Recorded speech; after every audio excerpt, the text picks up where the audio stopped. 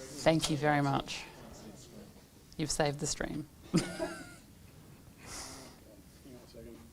Come on, don't fail me. Why are you not doing this? Okay. That one.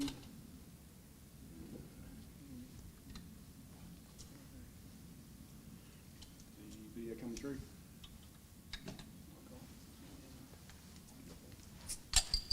You got video?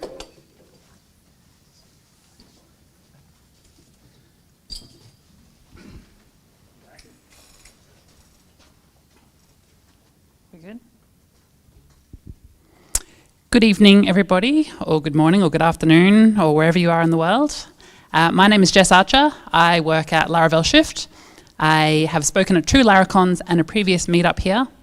I co-host the Base Code podcast, where we mostly talk about Laravel. I have a Taylor Otwell bobblehead on my desk, so you might say I'm a bit of a fan of Laravel. And so I'm very honoured to be emceeing here tonight at the Brisbane Laravel Meetup. So a little housekeeping. Toilets are either side of the lifts. I'll do that one. In the unlikely event of a fire, the fire escapes are marked. Please exit the building in an orderly fashion. This event is held in accordance with a COVID-safe plan, so please maintain social distancing at all times. And if you haven't already, please make sure you scan the QR codes here. Do not forget. I would like to respectfully acknowledge the Turrbal and Yugara traditional owners of the land on which this event is taking place, and elders both past, present and emerging. I also recognise those whose ongoing efforts to protect and promote Aboriginal and Torres Strait Islander cultures will leave a lasting legacy for future elders and leaders. Also thanks to iSeek Plant for generously providing the venue and for sponsoring this evening's event.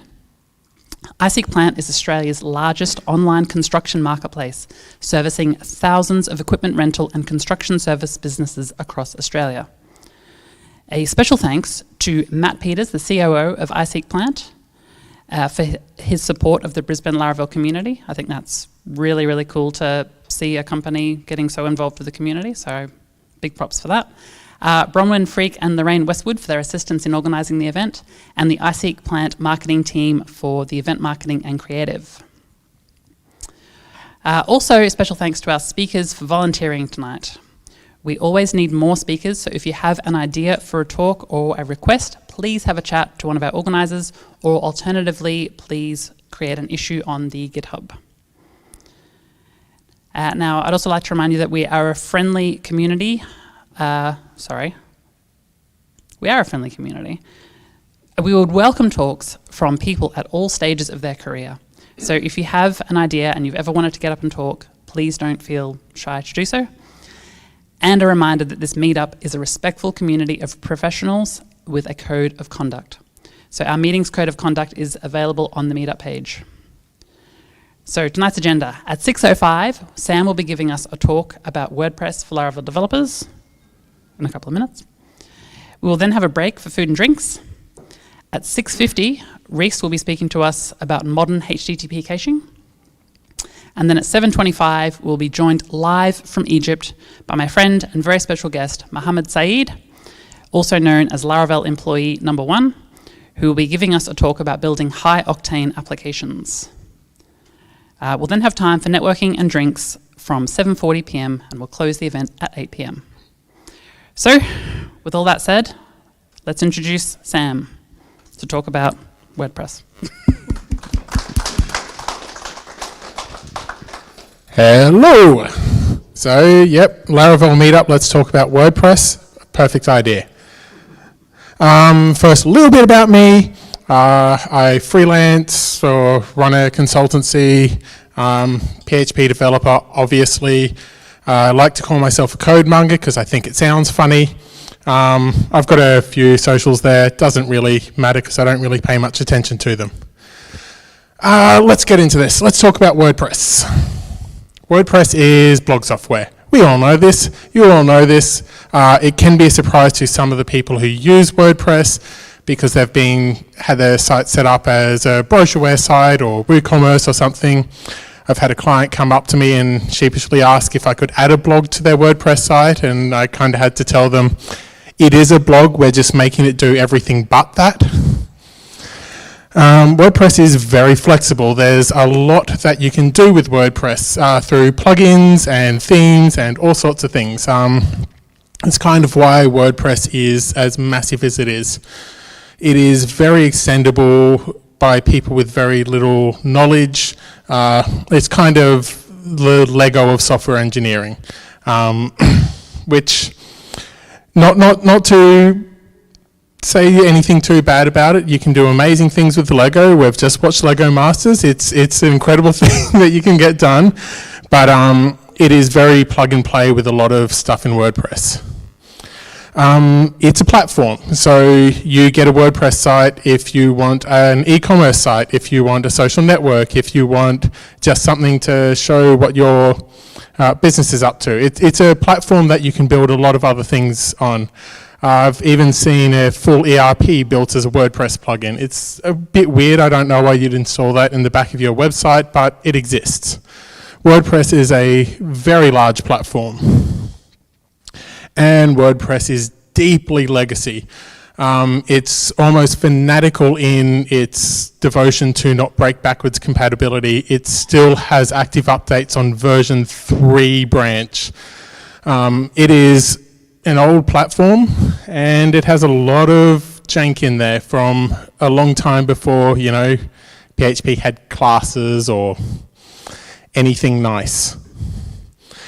What can't you do with WordPress? Not much. There's a lot you can do. E-commerce, here's a bunch of plugins that are all free. E-learning, yep. Social networks, it's really big, it's really powerful. Custom development, a bit like everything PHP, and I invoke the PHP hammer, which came about from the brilliant/terrible blog post from about 7 or 8 years ago, which was PHP, a fractal of bad design, where they talked about how everything in PHP was a little bit wrong. And yeah, I can agree with that. And they compared it to a tool shed where you walk in and all the tools are just a bit weird. So you pick up a hammer, and instead of having a strike on one side and claw on the other, it's got 2 claws, and everyone's like, yeah, but you can just hit it with the side of the head and it's fine. And that kind of typified PHP about 10 years ago. It's come a long way since then. WordPress was built in that era, and it still remains in that era in a lot of ways. So custom development, especially if you're used to Laravel, is really kind of painful. So we want to make WordPress more developer friendly. We want to be able to use a template language. We would love to see some ORM or data models instead of direct queries. We'd like to see controllers in there. Controllers are real nice. Dependency injection, absolutely brilliant. Predictable request routing. These are all things that you get in Laravel. You don't really get them in WordPress. So what I did was I had a look and I found Lumen. Lumen is the little brother micro framework version of Laravel. I'm sure some people have used it. It's meant to be for miniature APIs, microservices, that type of thing. The reason why I picked it is I didn't need all of the weight of Laravel. I needed all of those nice little things, the request routing, the templates, all of that type of stuff, but I didn't need a user object or authentication. WordPress is already doing all of that. So I found Lumen, and I decided what would happen if I chucked this inside WordPress as a theme. First challenge was getting WordPress to acknowledge Lumen as a theme. That's kind of expected. That's the first thing you have to overcome. Super easy, barely an inconvenience.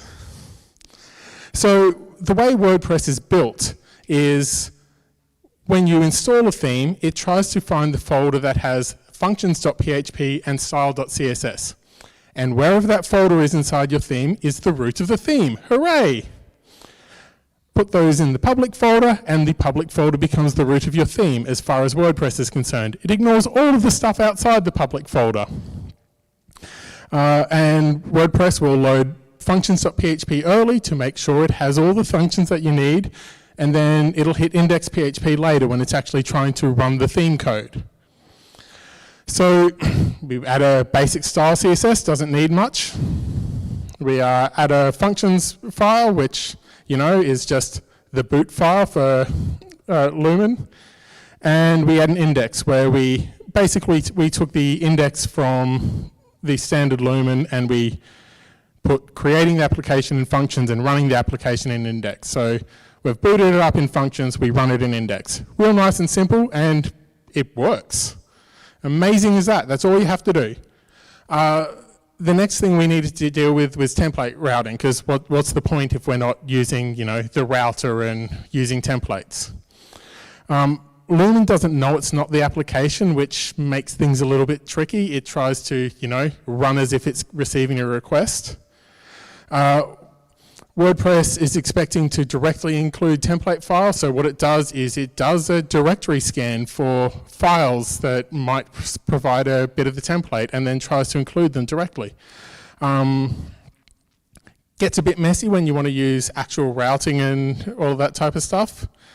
WordPress has already built a whole bunch of state and environment before Lumen even gets run. And Lumen doesn't like that public isn't the web root. So when you're actually hitting the public folder, you're actually hitting templates, so www data or wp data /template / whatever your theme name is /public. So you're actually several levels deep from the actual root of the site. Lumen doesn't really like that too much. So this thing here, this hideous monstrosity, is the template hierarchy for WordPress. If you've never seen it before, it's fairly straightforward, you assume. If you want to get the template for a page, you start at the far left and then you move slowly across and try to find, WordPress tries to find each potential file which it could include until it gets right to the end. So there's a lot of different files in there. It'll be looking for, if you're looking for an author archive, so all of the posts made by an author, it'll start with an archive page, then go author archive, then it'll look for author dash their username. If that doesn't exist, it'll look for author dash their id.php, then it'll just fall back to author.php, it'll fall back to archive.php, and finally everything falls back to index. So this looks a lot like how Lumen runs. There is one entry point, which is the index file, and everything gets routed through to it. So we can just use how WordPress runs and how Lumen runs and have it hit the index page. It'll try to find all of those files, fail to find all of them, and always include the index. So we have a request for author Sam. WordPress picks that up and loads up the functions PHP from Lumen. That boots up the Lumen app, and we add a filter in there just to go, hey, every time you're looking for something in the template hierarchy, just call this function and let us know what you're looking for. Then we hand control back to WordPress. It does whatever it does, and it starts looking for the template parts. So it asks Lumen if there's, or it scans through Lumen for author-sam.php. The filter picks that up. It looks for author-2.php, author.php, archive.php, and finally it finds index and includes it, which brings us back to Lumen. Lumen can now use all of those things that were gathered from the filter from the template hierarchy and fire them at the routes. So we can have an author-name route, and we can pass it through to a proper controller and function.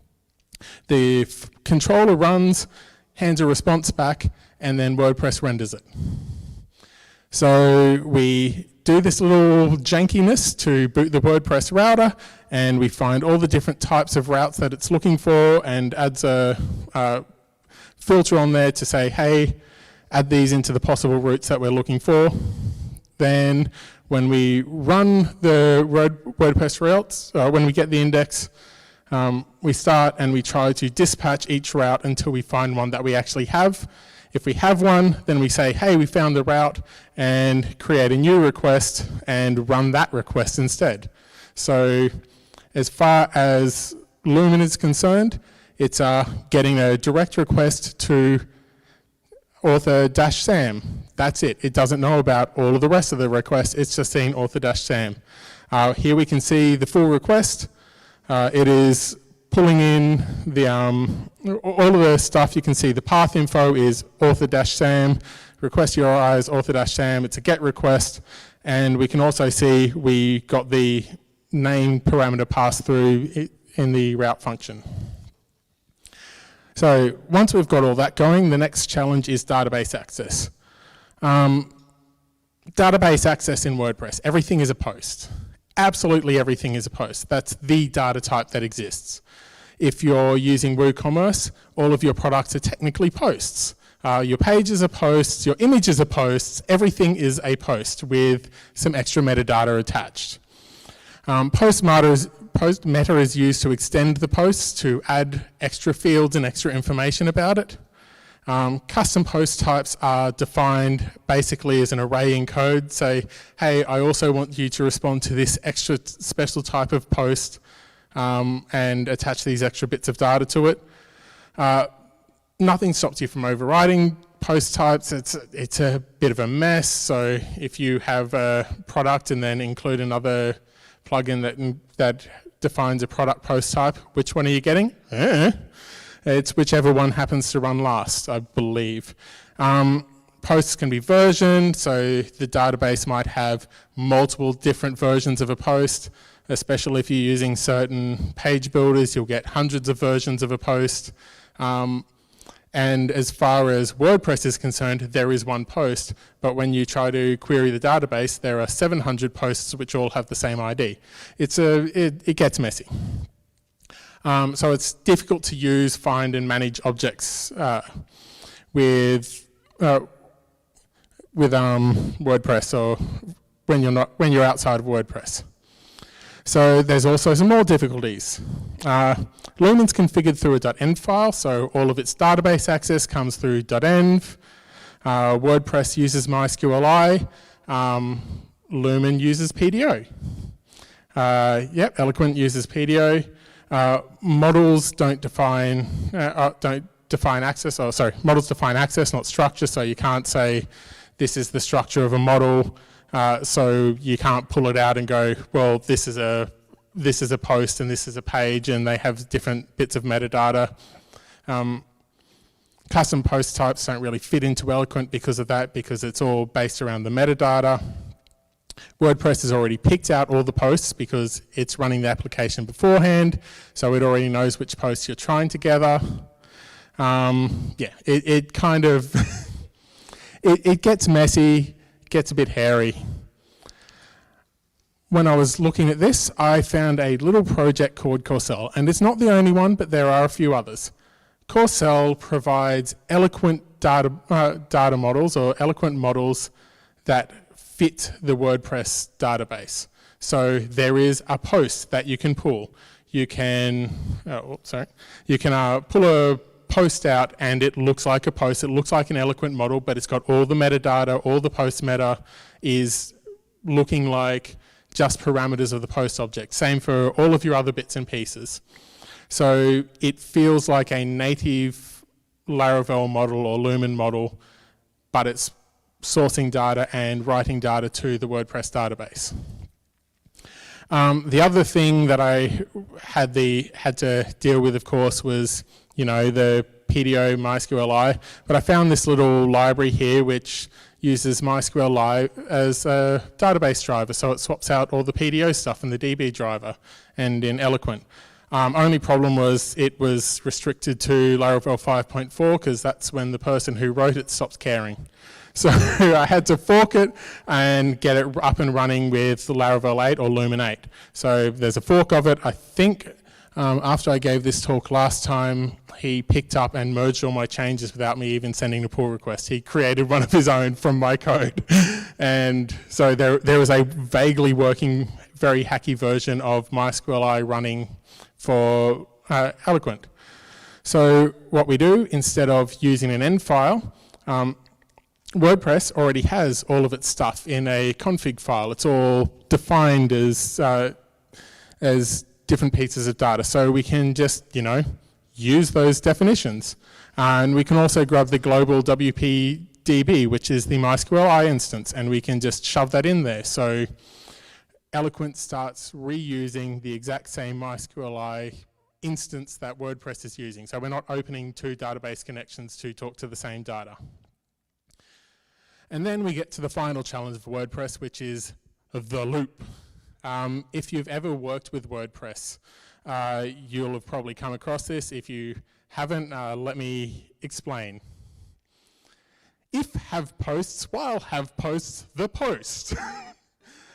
This is the loop. WordPress has a very bizarre global state, which is controlled through calling functions.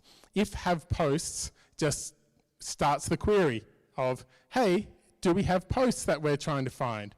And then while have posts, it just loops through and tries to find the next and the next and the next.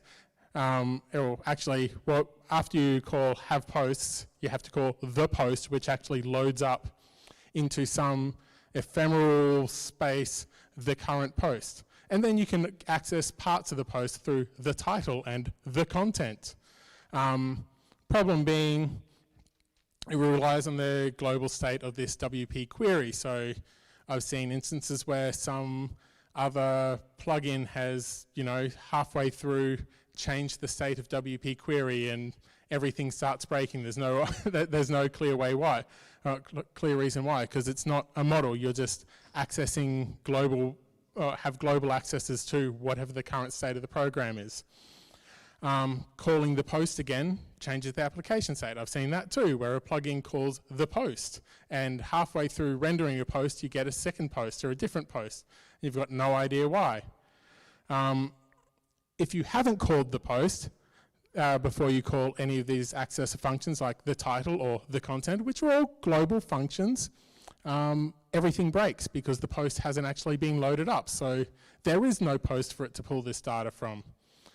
If you call the post again, it'll change the model you're inspecting, and there's no way to tell this from anywhere inside the code. You just happen to be inspecting a different model now.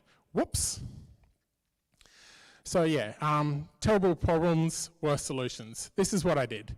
I used the loop because you kind of have to, and I just got the idea of everything and then got a collection of posts. So real simple. Yep, grab a list of post IDs from the loop, create a collection of core cell post models, and hide it in a common class. So I just shoved this inside the base controller as a function that you could call called collect posts, and it gave you back a collection of the posts. Then each of those you could loop through and manipulate like a proper collection of models, because that's what it is. In the index controller, here we go, we can collect the posts.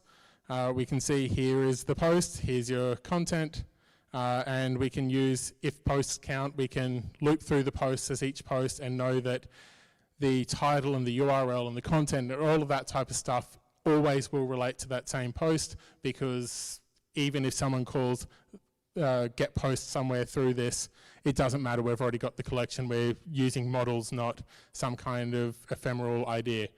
And it works. We have posts running through Lumen. So that's where we got to there. What have we learned? WordPress is incredibly flexible. I was surprised how little effort it took to do this. I kind of started as a stupid idea, and within a couple of hours I had it running, and running surprisingly well. Just because something's legacy doesn't mean you're trapped in that. There are ways like this and other ways to, get out of WordPress hell if you absolutely have to develop for it. Probably shouldn't use this in production. This is hacky as hell. The things I haven't showed here are I managed to get the Laravel mix, the build scripts, all of that type of stuff running and interfacing properly with the Laravel enqueuing style, the WordPress enqueuing styles. So I got all of that running. Didn't really show it. I just wanted to see if I could. Really don't do this. This is terrible, unless you've already done it. When I first came up with this idea, I kind of threw it together and got it running, and then went to the PHP Australia Slack and went, haha, this is funny. Look at this, you can run part of Laravel as a theme, and a whole bunch of people went, oh yeah, we did that. So yeah, this is apparently something that people want.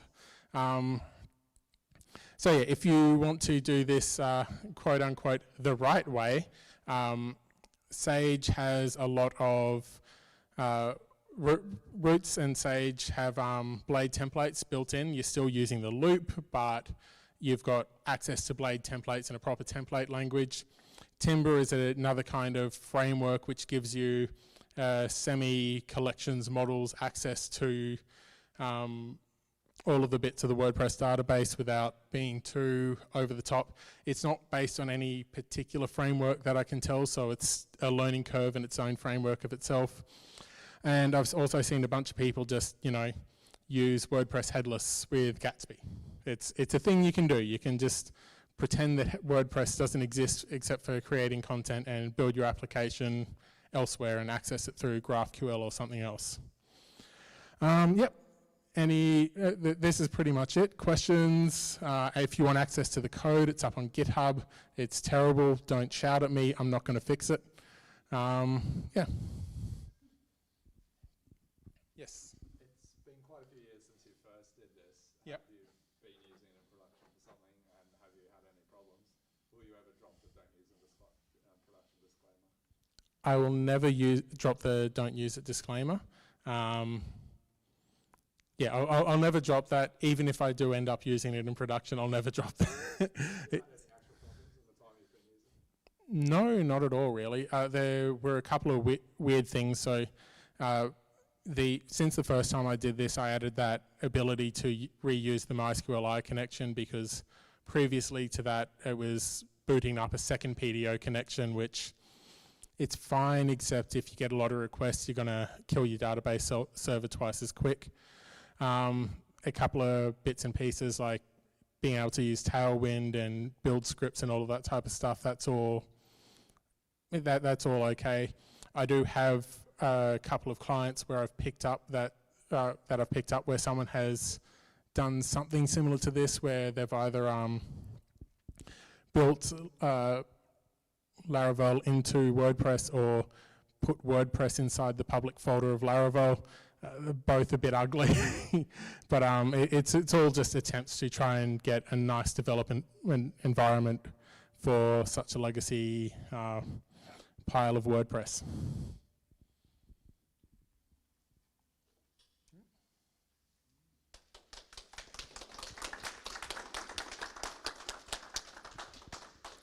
Thank you very much, Sam, for showing us that anything is possible if you put your mind to it. And it really shouldn't.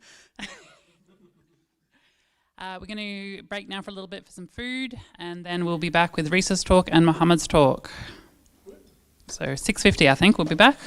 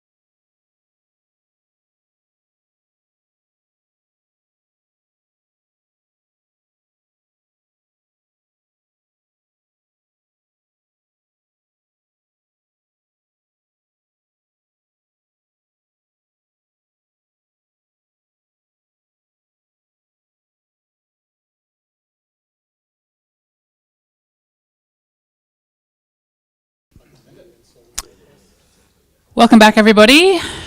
We are now very fortunate to have a talk about modern HTTP caching, I believe, by Reese. Round of applause.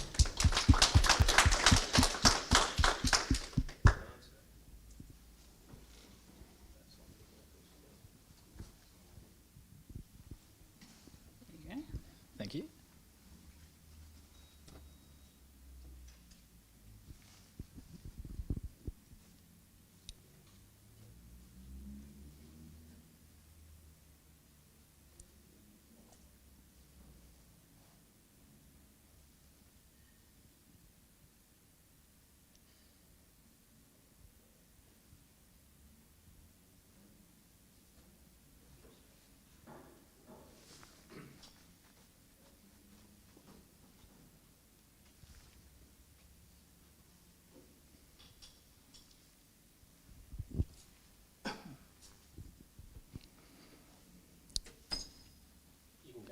Cool.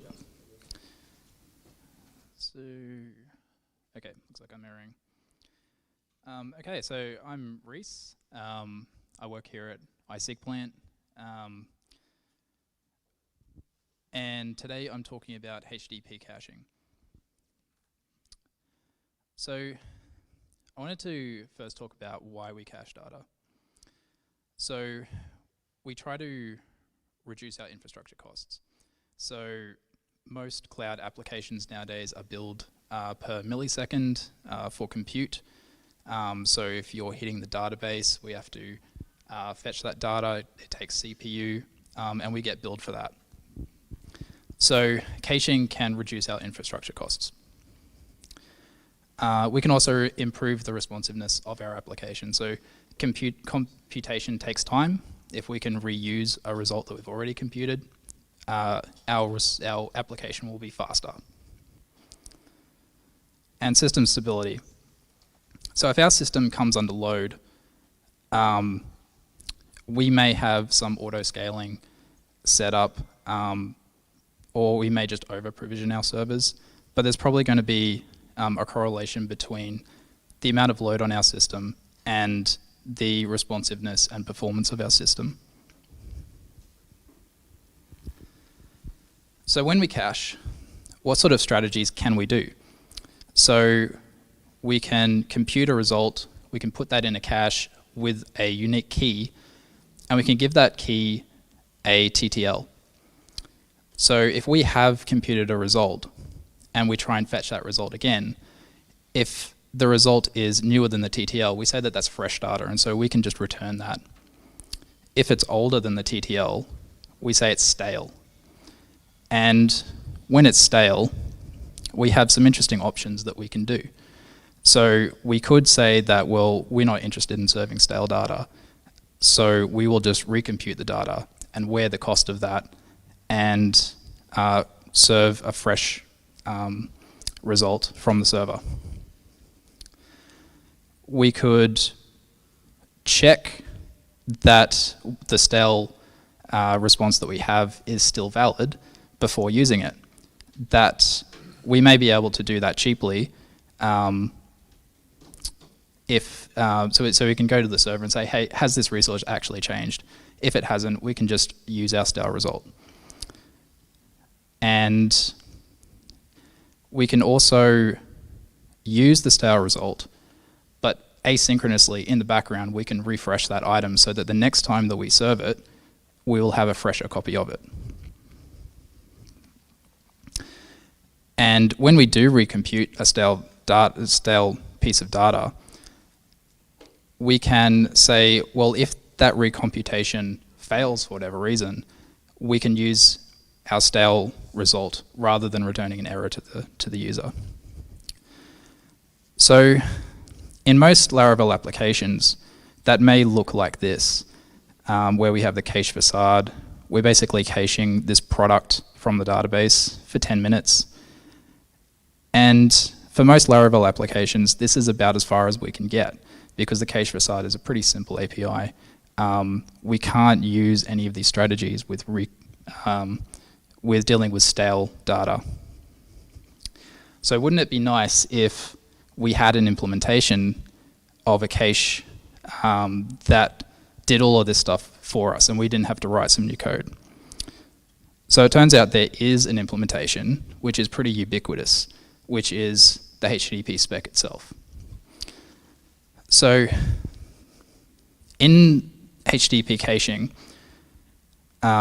we have the idea of public and private caches. So a public cache is, well, public data is data which is the same for all users. And private data is data that changes, that is unique per user. So if you're on a store and you have a cart, that's your cart, and so that's private data. Cache proxies are an example of a public cache, and so they can really speed up data which is not unique to a user. If you're dealing with private data, you're only going to get a benefit in your browser cache. And then if we can't use any of the HTTP caches, you might cache a result in your app before going to the database.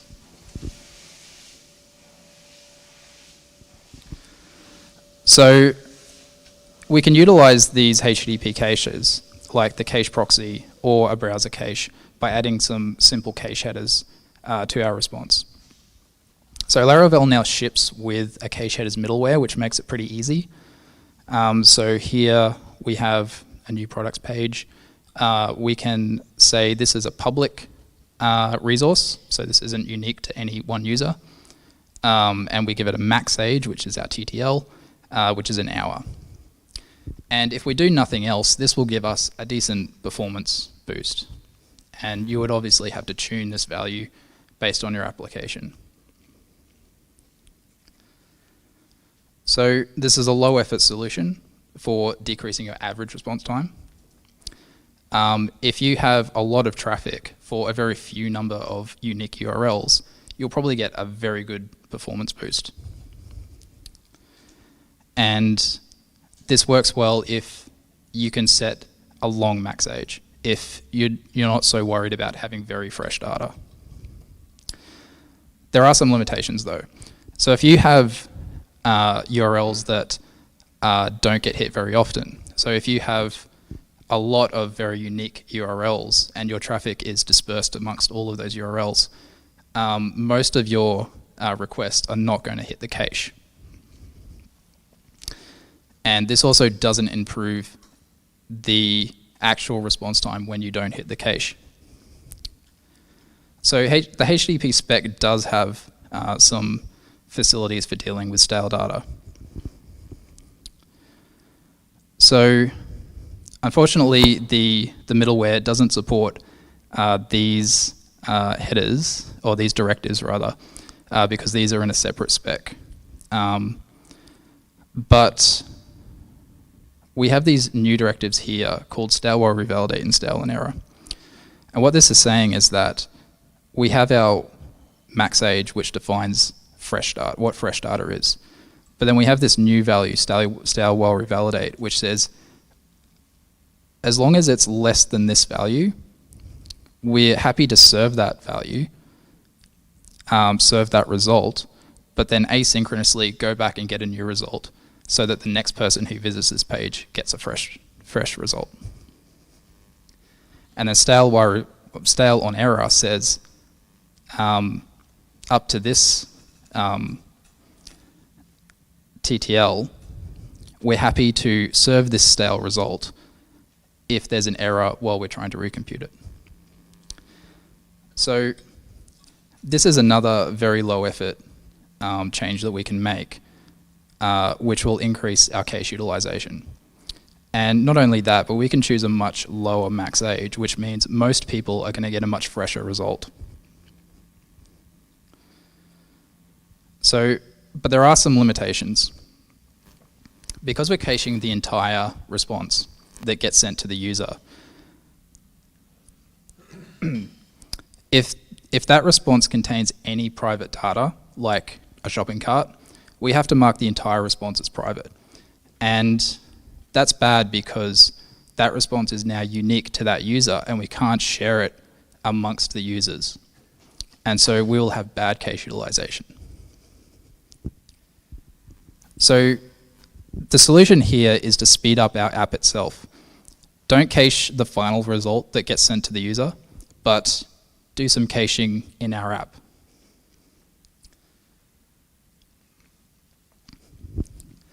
So here at iSeek Plant, we've been on a journey for about 1.5 years where we've been breaking down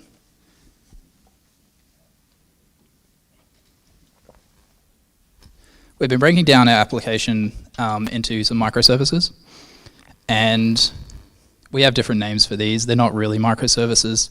I like the term microlith because these are all fully fledged applications. They just focus on a very specific part of our domain. So while we were breaking down our services, a pattern naturally evolved where we have some services that handle data and business logic, and we have other services which we called edge services, which deal with interacting with the user, and they proxy to those core services. Edge services don't have databases. They just aggregate data from our core services. So I have an example here which is a good representation of our architecture. So we have an e-commerce store. Our edge services are the storefront and the store admin. And those two edge services get their data and do their mutations through these core services.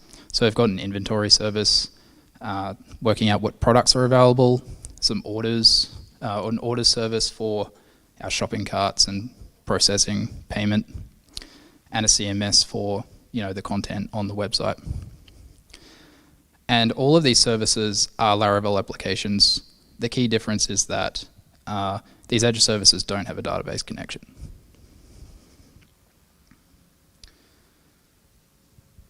So this is an example of what one of these edge services might look like in a controller action. So when we display our product page, we have some data that we need to get. So we have two pieces of public data here. We've got a product and recommendations, and these won't change per user. And then we've got a cart that will be unique to a user. So by breaking it down like this, we can cache this product and share that cache key amongst all of our users. And then the cart will have a unique ID that's unique to that user. So when a user hits this, they will potentially get a cache hit on all three of these. But there is a problem here. Because we're using the cache facade, we don't get any of that cool logic around stale data. So basically, if the data is older than 10 minutes, we're just going to have to go back to the database or go back to this core API where the products live. So wouldn't it be cool if we could use the HTTP facade, use the HTTP cache with our architecture? If we look at our architecture, these are all communicating mostly over HTTP anyway. So it stands to reason that we should be able to use the HTTP cache. So in our core service, if we update this to add some cache directives, it would be cool if our edge services respected these cache directives. And it turns out that there is a library here which has an implementation of the HTTP caching spec as a guzzle middleware. It also supports, it has a Laravel integration. So in our service provider, this is very typical code of what we tend to write. So rather than using HTTP's facade directly, we like to configure one in a service provider. And here we're adding this cache middleware. We're giving it our Redis cache store as a store to use. And we bind that to a string value, which makes it very easy to use DI to inject that into our controllers or our services, whatever needs that client. So now our product controller looks a lot cleaner. So we're using the new async request pooling in the HTTP facade. This pending request is just the HTTP facade. We're making some requests, and because we added those cache directives into the recommendation service, we're benefiting from all of those cache strategies simply by having that middleware present. And we don't need any custom cache logic for this controller action, which is pretty cool. So at times you may want to avoid hitting the cache.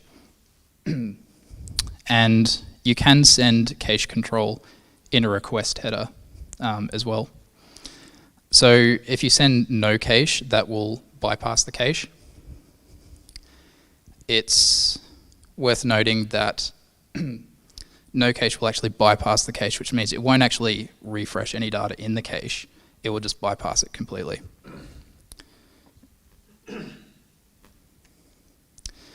So if you do want to invalidate a cache response, this isn't something that we've had to do as of yet, but it's something that we've sort of talked about.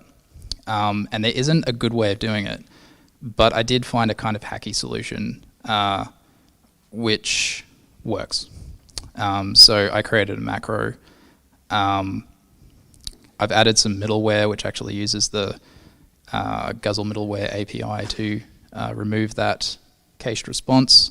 And this, you can use this macro when you use the HTTP facade if you wanted to invalidate a particular URL. And yeah, so we really like this solution because it's a very powerful caching strategy with very little effort. We write less code. We just have to add some cache headers. And yeah, it's worked very well for us. So are there any questions?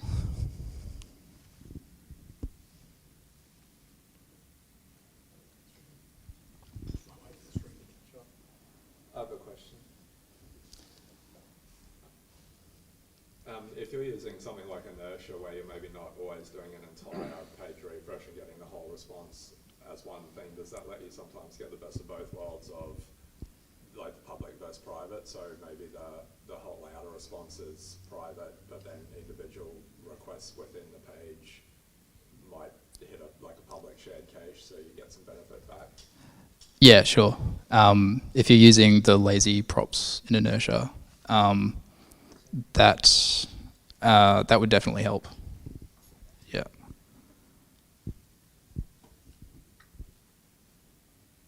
Any other questions? Thank you very much, Grace.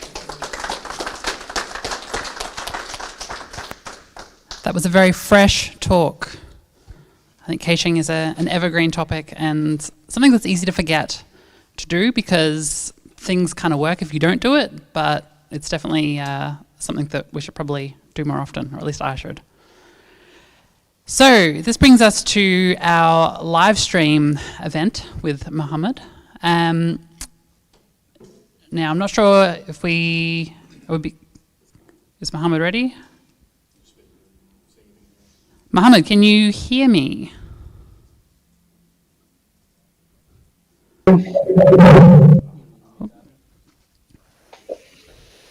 Mohammed, if I come over here, Hey Mohammed, can you hear me? Nope. Send a message.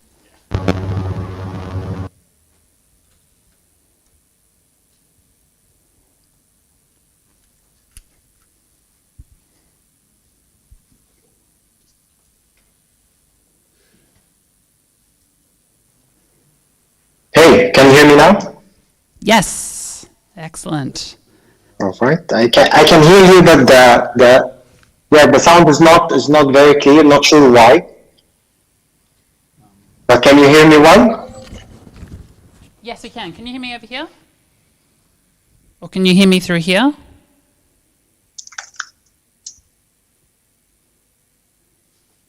We can hear you fantastic. So if you're ready to go, then feel free. So, right.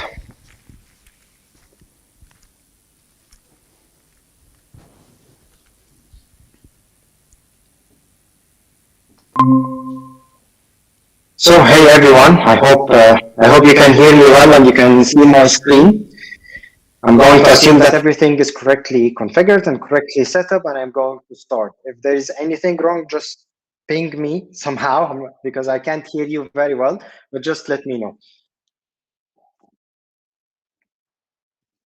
All right, so today we're going to talk about building high octane applications. Laravel Octane was released around a month ago, and there has been like a lot of talking about Octane, when to use it, when not to use it, what things that you should consider when using Octane, and so on. So today, this is the topic of our talk. A little bit about myself. My name is Mohammed Saeed, and I'm a web developer at Laravel. And before we get into Octane, I just want to say, because it's the first opportunity that I get to meet with people from Australia, so I probably feel that I have to thank you for the Wolverine, Logan, and the great showman. Hugh Jackman is the best of all times, and the world will be forever grateful to Australia for Hugh Jackman. So thank you. Now, let's move to Octane. Because we're going to talk about Octane, and because you just had lunch or dinner, maybe, it's time to talk a little bit about pizza. We all love pizza, and we all know how to make pizza. I don't know how to make it. Like, if you ask me to make it right now, I won't be able to do it, but I know how. I know the principles. And one thing that I know is that a pizza shop is not going to turn the oven on and off between making pizza. It will keep it on during the day. So whenever a request for a pizza comes in, the oven will be warm and ready to handle the request and cook the pizza for the customer to use.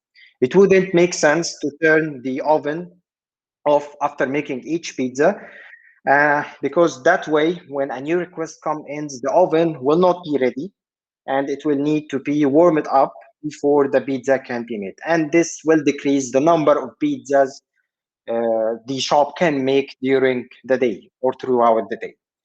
That same principle applies when handling HTTP requests. When a user sends an HTTP request, we typically create or construct a container. Let's say it's a container for handling this request, and we destroy this container after handling the request. And that's basically how Nginx plus PHP FPM works. We have been using it for years. It's been doing great for us. The number of requests that PHP can handle on this setup is insane, and everyone is happy. So why Octane? Basically, what Octane does is that it keeps the oven or the application warm. It keeps an instance of the application warm and ready to handle a request. We don't have to create an instance for each and every single request. An instance is created once when Octane starts, and it's used to serve all HTTP requests that comes to the server. So why are we not using this since the beginning? Why PHP FPM starts a new instance for every request? Why not have this way of warming the application instance to serve requests since the beginning of time, since PHP started being used on the web? The reason is simple, which is basically because keeping the app instance alive at all times to serve all requests have its challenges. And PHP wants people to be able to serve websites as simple as possible. So it destroys the state, it destroys the container after each request. And that way, you don't have to worry about memory leaks. You don't have to worry about managing your application state. You just serve a request and be sure that everything will be destroyed and will be recreated when handling the new request. It has its price because it will decrease the throughput of your application or of your server, will handle less requests. And if you use something like Octane, you will of course handle more requests. And also you will have your requests handled faster. So if a request takes 10 milliseconds on PHP it may take 5 milliseconds on Octane because you don't have to bootstrap the application before start handling the requests. And because developers love to do things fast, even if we don't need fast, we just love to do things fast, because if we do everything else right, faster is the only thing that we can optimize in the end. And that's what makes us feel like we are doing something great and we're doing something useful. So we always appreciate making things fast, even if we don't need fast. And Laravel Octane helps you make things faster. And at the end of this presentation, I hope that you will be able to decide if it's a good idea to use Laravel Octane for your project, a specific project, or it's not a good fit for it, and you just go ahead and use Nginx plus PHP FPM like you've always done. So to understand or to answer this question of if we should use Octane or not, let's first explain how Octane works under the hood. Octane is going to start a server. You can serve it under localhost port 8000 or any port you want. And this server will start multiple workers. These workers, inside each worker, when the worker starts, an application instance will be created. This is the instance that will be used to serve all the requests that the worker receives. And not only that, Octane will also start more workers. They are called task workers. And these workers, they don't serve HTTP requests, but they are there to help you run code concurrently. So Octane not only caches an instance of your application and reuses it to make your application or to make your request handling faster, it will also help you to run code concurrently using those task workers. You delegate work from the workers or the HTTP workers here in orange, and you delegate them to the task workers in green to do them concurrently. And you do that with a simple API. Imagine we want to load all the users in the system and all the servers in the system. And if we do that in a normal fashion, the execution of the PHP script will wait for MySQL or the database to return all users before send a new request to the database to return all servers. So that will take a lot of time.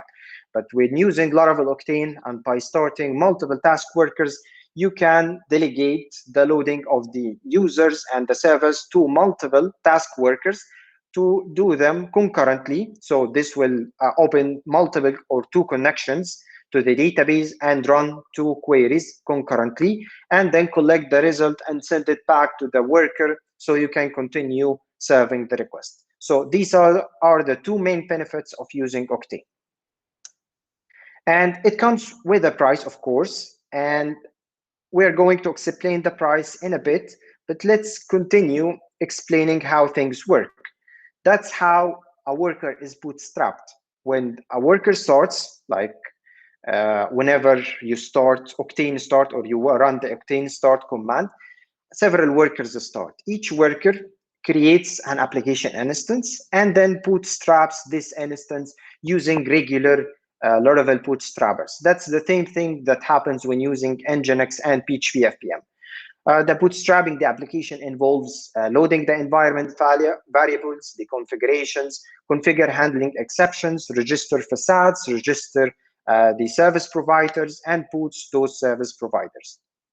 That's what happens actually when using PHP FPM. Nothing special here.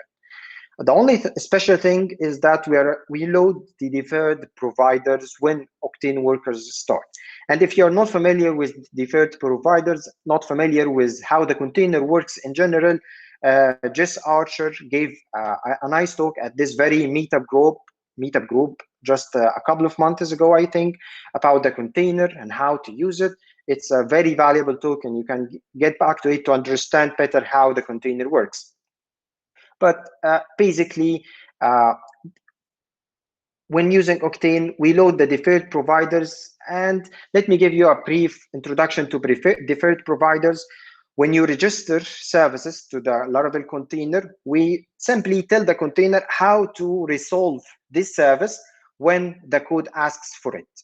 And registering services in the container have a bit of a cost. So for some providers, you don't want to register these providers in the container unless the code needs them. So you use deferred providers, which will basically store how to register the providers or how to register the services, and will not actually register them until the code needs them, and that's only when they are registered.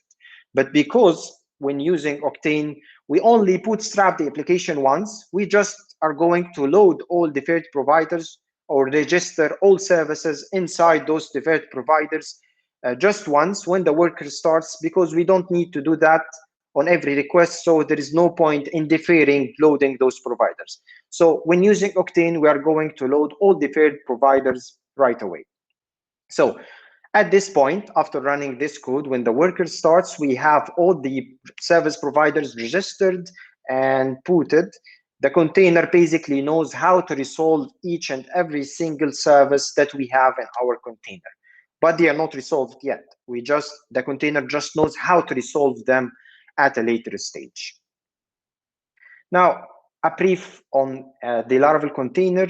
Using the container, you can bind services using the bind method, and basically you're telling the container how to resolve this service when someone asks for it. So in the first example, we are saying when the user asks for the service class, just create a new instance of this service class and pass the application instance to it to be used later. Or there is another type of bindings called singletons. And the difference between a regular binding and the singleton is that a singleton is cached the first time it's resolved. And the container is not going to recreate the instance each time it's requested by the code. It will only create this instance once when it's first required, and it will use the same instance when requiring this service in the future. So that's the difference between a regular binding and a singleton. You can imagine that a regular binding has no effect when using Octane or PHP FPM. The binding or the service is going to be created each time it's requested from the container, and it's going to be destructed when the code doesn't need it anymore. So it doesn't really have any effect on the memory. It doesn't have any effect on the resources of our server. However, a singleton lives in the server memory, and it holds its state throughout the life of the script. In our case, the Octane script or the Octane worker keeps the script alive during the lifetime of the worker, and it will be used to handle multiple requests, not only a single request. So we have to take care when using Octane. We have to give special attention to singletons, because this is where all memory leaks happen, or state manipulation will leak between requests, and this can be very problematic. So you don't have to worry about bindings a lot, regular bindings, but when using Octane, you have to worry about singletons. And to resolve a binding from the container, you can use the resolve method, you can use the make method, or using the app helper. Now, we explained this code before, which runs when the worker starts, the first time the worker starts. And at this point, after loading the deferred providers, no singletons are resolved so far, meaning that there is no state. The system has no state yet, nothing to worry about at this point. No singletons were resolved unless inside the service providers, one of your service providers or one of the packages that you use that have a service provider that resolves a singleton from the container. If that's the case, that singleton will be resolved by now, and that same instance will be cached and will be reused throughout the life of the worker. meaning that each request will use this same instance. And if it's adding things to the singleton will hold these values throughout or while handling all the other requests in the future.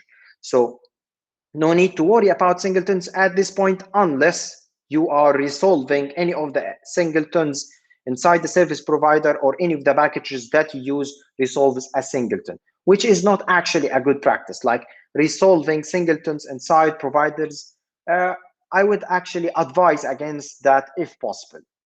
Always resolve singletons when later in the code, when you need them. Don't resolve them inside service provider unless it's absolutely necessary.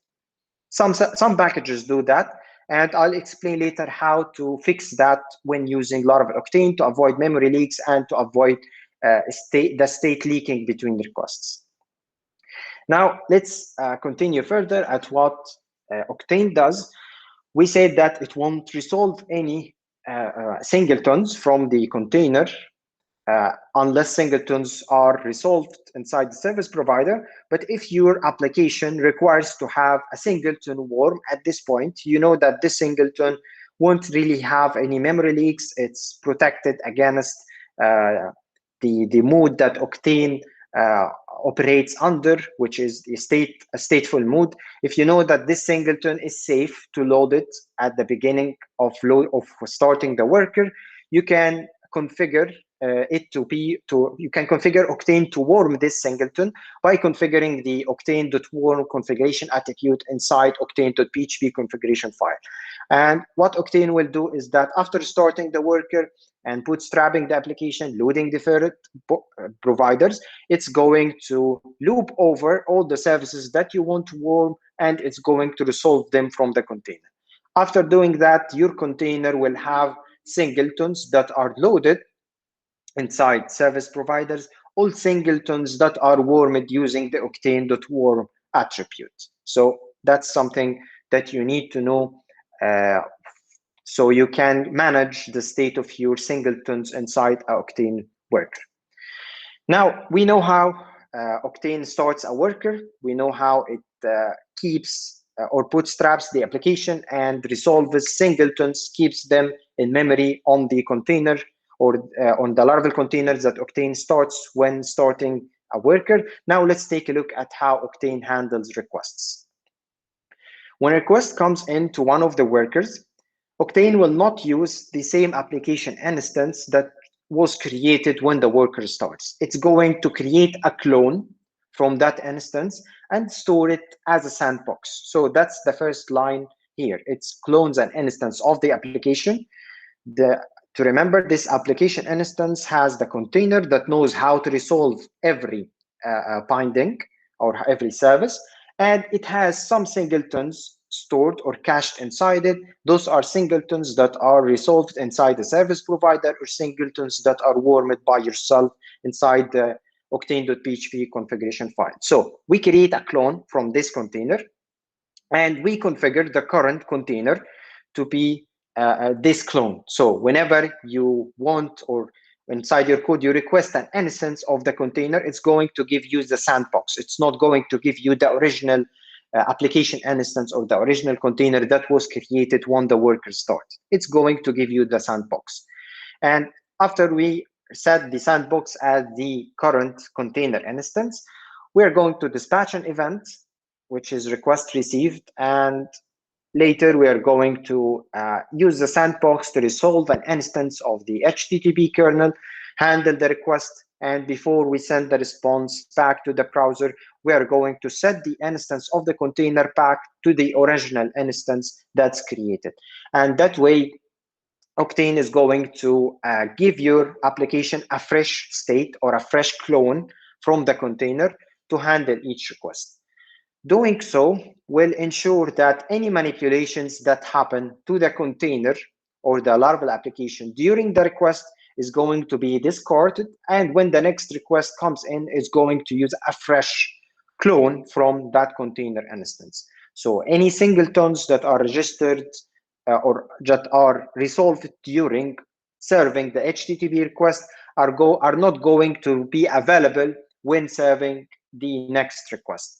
only singletons that will resolve it when the worker starts will persist. Singletons that are resolved during the lifetime of the request will be cleared when the sandbox is destroyed and a new sandbox is created for the next request. So that's something good. You don't have to worry about singletons that are resolved during serving the request. You only have to worry about singletons that are resolved when the worker starts.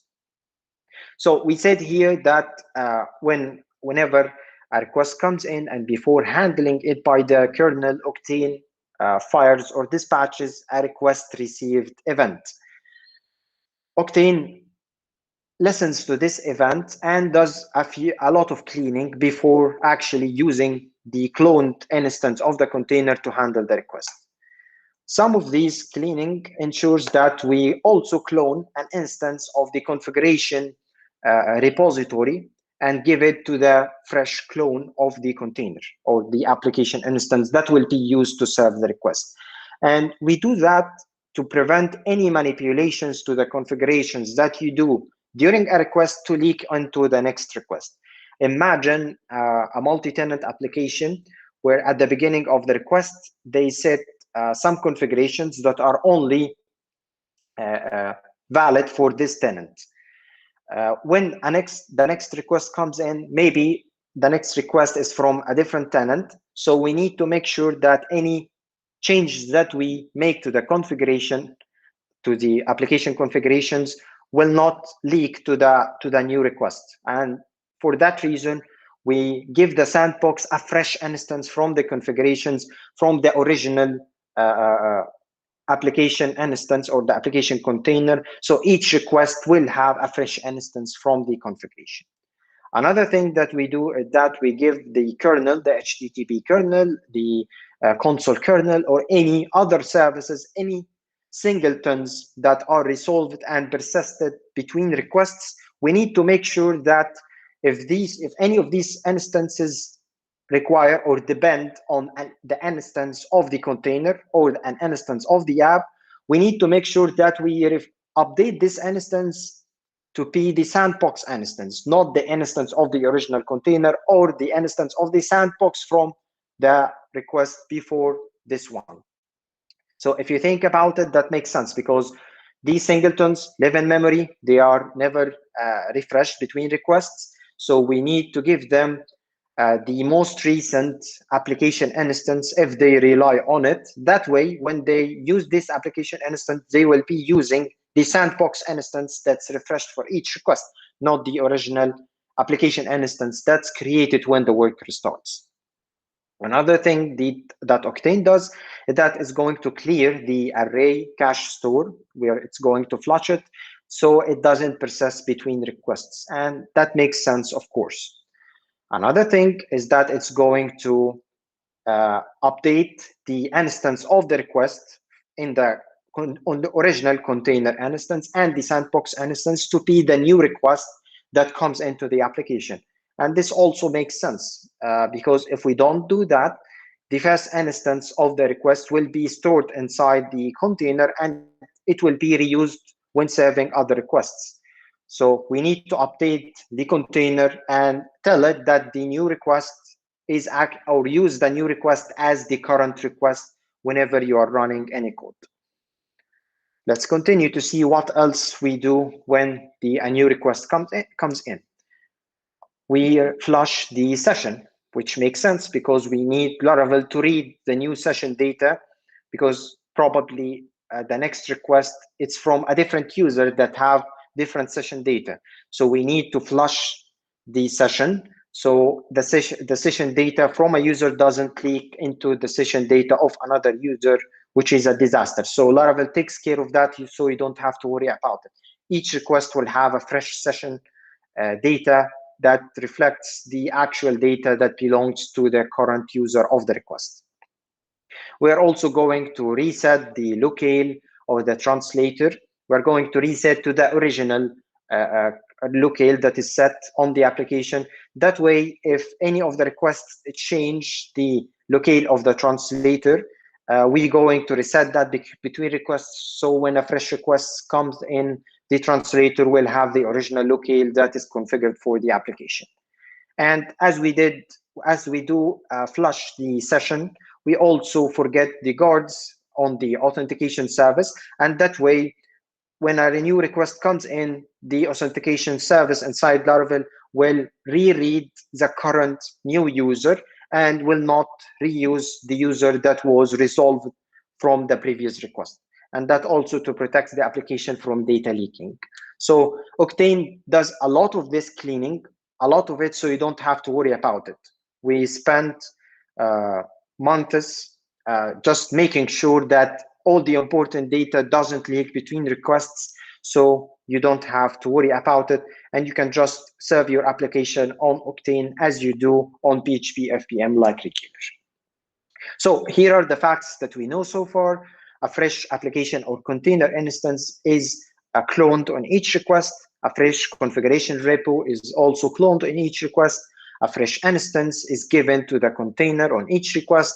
The session and authentication state is cleared between requests, and the container knows how to resolve all the bindings, and also the container caches singletons during the bootstrapping of the service providers or one listed in the Octane.warm configuration attribute. These are the facts that we know so far, and these are the differences when running Octane versus running PHP FPM. And given these facts, you can already know the benefits of running Octane. It holds a lot of things in the memory of the server, so whenever a request comes in, it have everything ready to serve, and it doesn't have to create all these stuff for each and every single request. That's the upside of the thing that container provides, but there is also a downside based on these facts as well. One that's pretty obvious is that the state of the code or the script inside each worker is stateful, it's preserved, it's not cleared like we do with PHP FPM. So if you have a static property on a class and you keep adding items to this static property, if it's an array, these items will stay alive as long as the worker is alive. So if in each request you add a few items to this array, to this static array, on the next request, these items will still be there, and on the next request, they will be there as well. And at the end, the worker will run out of memory because you are keep adding to this array and eventually will crash. So when using Octane, make sure that any static properties or any values that you store in a static property are flushed between requests because they will be persisted, unlike on PHP FPM. The same thing happens if you are using singletons. If you add things to a singleton or a property of a singleton, these things will persist if that singleton is cached when the worker starts. And we explained the difference between singletons that are cached when the worker starts, which are singletons that are resolved during the application bootstrapping, or singletons that you keep warm. If any of these singletons receive or have items added to them, in time, this singleton will grow in size, it will eat the memory, and the server will crash, or the worker will crash. So make sure that singletons or static properties on a static class are cleared between requests, so they don't have any memory leak or any effect on your workers. Another thing, if you have a static property on a static instance or on a singleton, and you set a value, this value will be available on the next request. So make sure to flush or reset the values between requests in order for data to not leak. Like if you are having a singletons and you store the current tenant ID in this singleton, when the next request comes in, this tenant ID stored in the static property or on the property of a singleton will remain from the previous request. So make sure to flush it so you don't have any data leak between requests. So these are the two obvious things. There are a few other things that you need to worry about that are all related to the container. The first thing is that instead, when defining or when adding a service to the container, binding a service to the container, If that service requires an instance of the application or the container, don't pass the instance that's available on the service provider that you are registering this service from. So instead of this app, use the app variable that's passed to the closure when binding services to the container. And the reason for that is that when the binding is first registered, when the worker starts, this app will hold an instance of the original container that's created when the worker starts. We don't want that. We want to give the service an instance of the application that's cloned on every request. So the original application instance and the cloned application instance. We want our services, when resolved, to receive an instance from the fresh clone, not the original instance that's created when the worker starts. So make sure that you register any bindings, all singletons that receive an application instance at the dependency. Make sure that you use the application instance that's given to the closure you use when you call the bind method on the container. Another thing to consider is if you have a singleton or you are registering a singleton in the container, don't pass the application instance to this service. If it's a single, if it's a regular binding, just pass the application instance from the closure, as we said. But if it's a singleton, don't pass the application instance from the closure. Instead, pass a closure to the service that resolves the current instance from the container. And from inside that singleton, whenever you need an instance of the application or an instance of the container, invoke that closure that's passed to the constructor.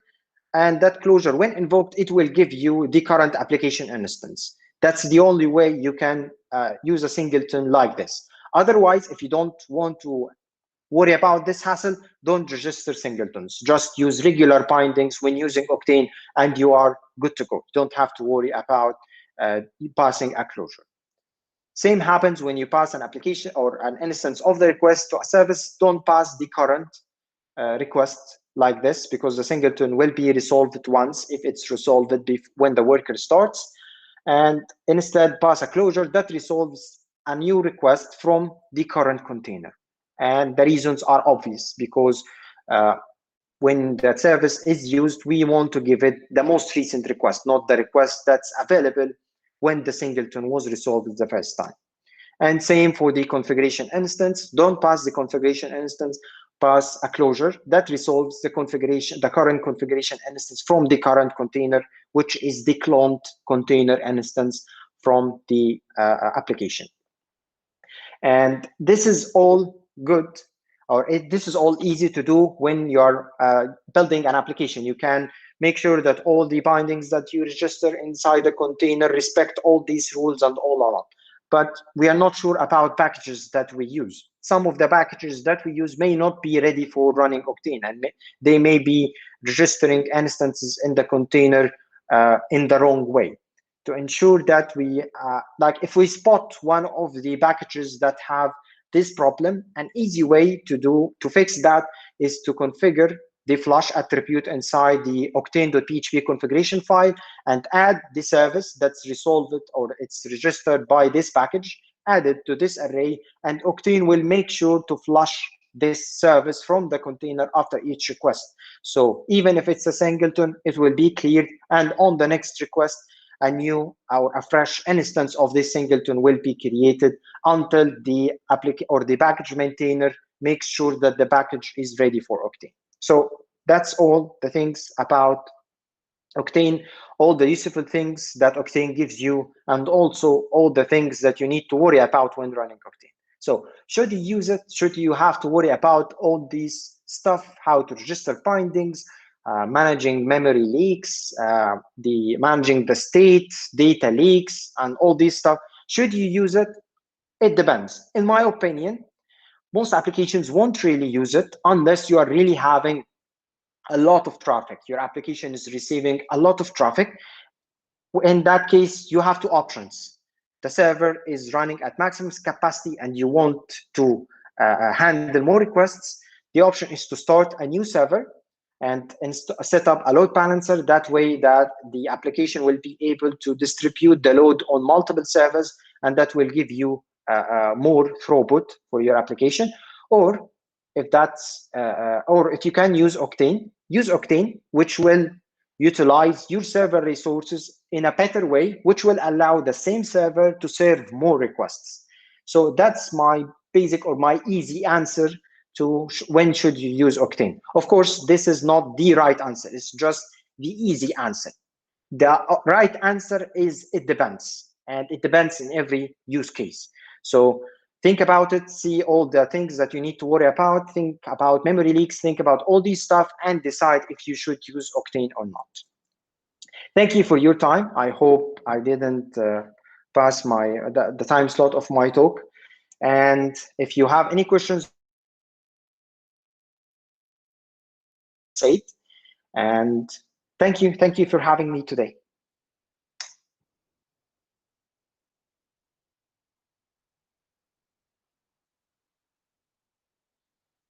Hear me?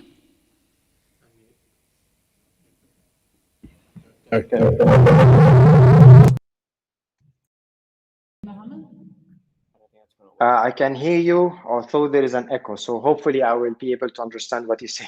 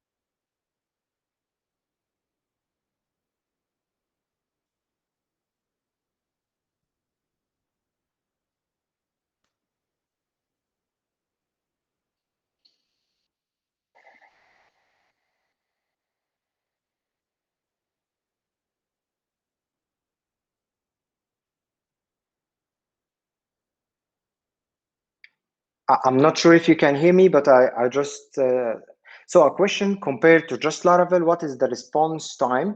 Do you have any benchmarks? Of course, the response time is much faster.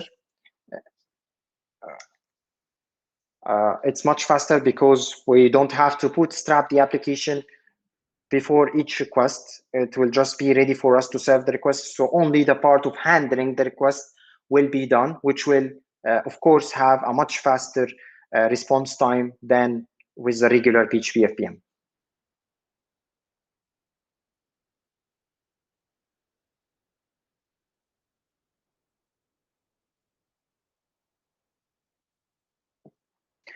So I see another question here, which is, what tools do you recommend to spot memory leaks in Octane? I'm trying different profilers. Well, memory leaks are very tricky to spot. It's not easy to spot memory leaks. And the easiest way to spot memory leaks is when your server crashes or when the worker crashes. That's when you will know that there is a problem, a memory problem with your application. And that's when you have to look at every piece of code and try to find where the memory leak is coming from. I actually faced this challenge while developing Octane or while preparing Octane for the public release. There was a memory leak, and I spent a lot of time trying to spot where the memory leaks are coming from. It's not an easy task. So hopefully, if you build your application with the things I just said in mind, there won't be any memory leaks in your application, and you won't have to worry about it. As for third-party packages, maybe they need to look into their code and make sure that they are Octane ready. If you spot a memory leak in your application, first go through your code and make sure that the practices are followed, the ones that I just shared. And if everything looks okay from your code, then you have to look into the packages that you are using. All the packages that are built by Laravel are ready for Octane, of course. They don't have any memory leaks. And I think Spati, Beyond Code, and a lot of other package providers prepared their packages for Octane, and using their packages is Octane safe, and you don't have to worry about memory leaks in that case.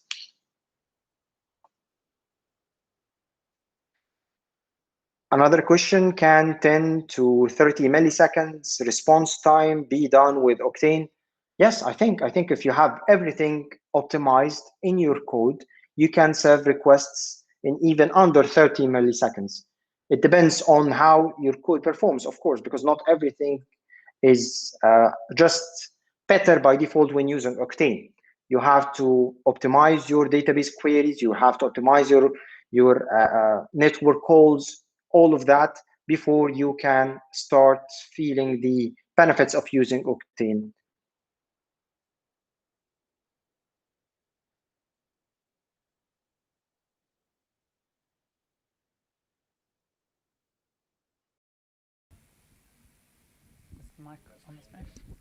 If you are going for high availability, does it work?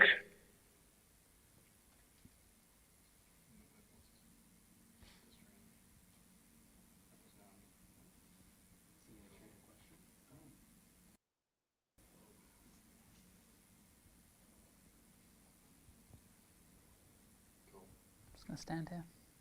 Now, I'm not sure if the talk is still live or not, but like I'll answer this just even if I'm talking to myself.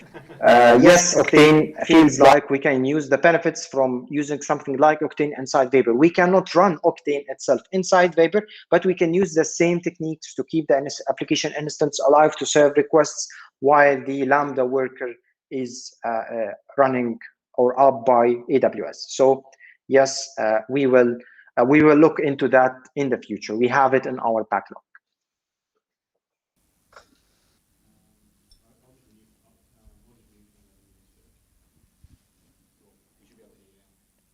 Can you hear me, Mohammed? Nod? Yeah. Oh, because you're muted, yeah. If you can hear me, thank you so much for giving us your time this morning, or this morning for you, this evening for us. That concludes our Brisbane Laravel Meetup this time. So thank you everybody for coming. Anyone that's here in the audience, make sure you have signed that COVID thing. Anyone on the stream doesn't have to do that. And we hope to see you next time. Thanks to iSeek Plant again for sponsoring.